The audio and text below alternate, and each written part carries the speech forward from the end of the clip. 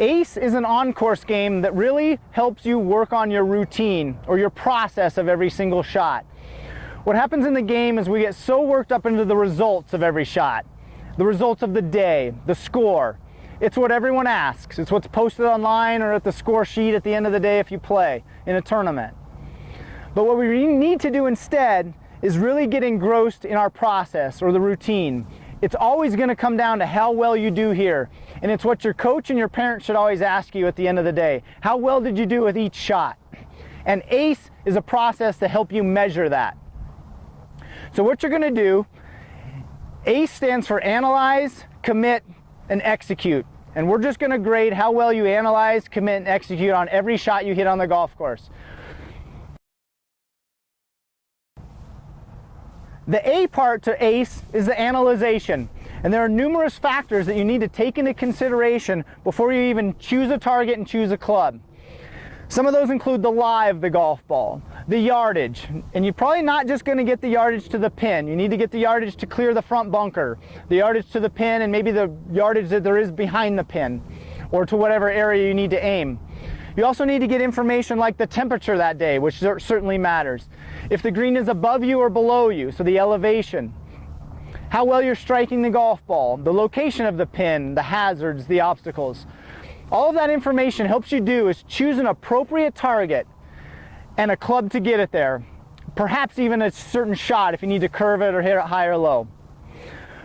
Analyzation is just like what you do in preparation for, say, a seminar or a speech or a presentation that you're going to give.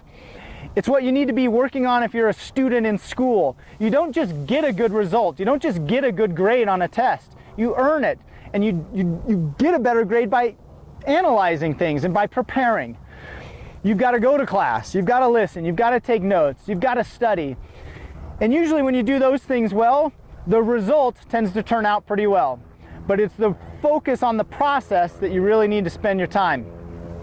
So after you've analyzed everything, I'm not going to aim at this pin because of where it's located next to this pond on the green. I'm going to aim at this particular tree in the background, and I need to choose this 9-iron. After you've done that, you're now ready to move into your commitment trigger. So let's talk about commitment. Having a commitment trigger is vital to playing great golf.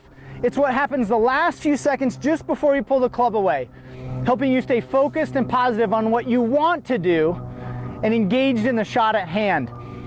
It also helps ward off any demons or negativity that often creeps into our mind. Some examples of commitment triggers are something that you see visually, something that you say to yourself in a positive manner verbally, or something that you feel or sense right before you pull the trigger. So an example of a visual one, I have a student, he looks at the target a number of times, and his last look is very slow and deliberate. He calls it a runway. He sees a runway go along the ground, and as soon as that runway hits his target, he's pulling the trigger. An example of something verbal of a young junior player, she looks at the target a certain number of times, and the last thing she says to herself internally is right at it, and she swings the club. Something feel-based or sensation-based, I've got a gentleman who he looks at the target and you kind of see him like push down into the ground or flex his knees a little bit. He says, as soon as I feel grounded and solid in my feet, I swing the golf club. That's a great example. Another one simply might be the number of looks that you take at the target. And Fred Couples is a great example. He takes one slow look, a second slow look, and the third one's a little quicker, and he pulls the trigger. It's very rhythm-based or timing-based, which makes the person feel comfortable, which is what a routine's all about. So work on your commitment trigger in practice, and your commitment trigger may be different for your full swing than it is for your short game or your putting. But work on them, find something that helps you attach to the target and stay positive, and then we're going to talk about execution and learning when not to swing the golf club. So you've gone through your A part of A.C.E, the analyzation, helping you to choose the correct target and club. You're about ready to go through your C or commitment trigger and swing the golf club. But you need to train yourself in this game that there are times to back off a golf shot. And that's what E or execute stands for in our A.C.E process. Times when you need to back away from a shot include if the wind changes, if you get distracted for whatever reason, some negativity creeps into your mind, or maybe your eyes drift over toward the pin when the tree in the background is your actual target. And the last one is score. If score enters your mind, you're thinking of the result and not the process, and that calls for backing off of the shot again. And as long as you do that and you get re-engaged in your commitment trigger wholeheartedly and engrossed in your target and swing, you've done a great job. But you never want to swing the golf club or hit a putt if you're thinking about score, you get distracted, negative thoughts creep into your mind, or you're thinking about something other than your target.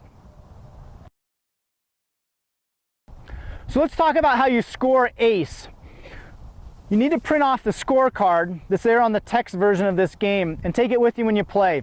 You're going to judge how well you do with every shot you hit with A, C, and E. So as long as I did not miss anything in my analyzation, you're going to put a dot in the A box for shot number 1. If you wholeheartedly 100% go through your commitment trigger and swing the golf club, regardless of the result, you get a dot in the C box for this shot.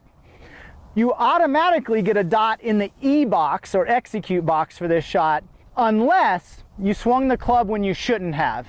And those are the times that we spoke about in the execute segment, which you don't want to swing if any negativity creeps in. You don't want to swing if you're thinking about score and those other factors.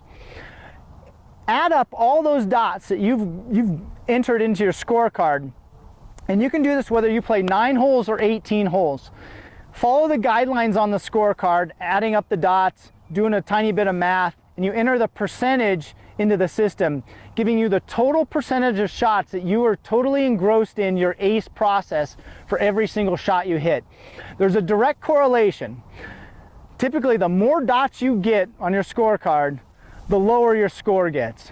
So focus on your process. Help measure your process with this ACE routine, and you're going to play a lot better golf. Let the results just turn out, but whenever the results are poor, think about what you did in your routine process. Did you analyze everything? Were you really committed to your shot? And did I back away when I needed to? If you can do A, C, and E really well, you're going to play some great golf.